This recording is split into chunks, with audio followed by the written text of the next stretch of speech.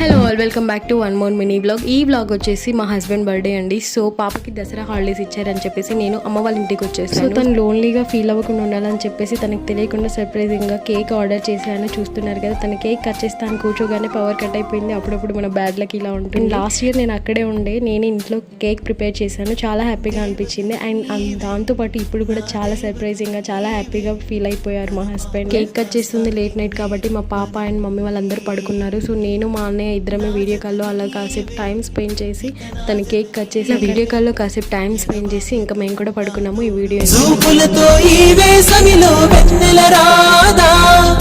సూర్యుని చుట్టూ భూమిలా నీ చుట్టూనే తిరగన, నీవే నేనై బతకనా, తలుపుల తలుపులు తెరిచిన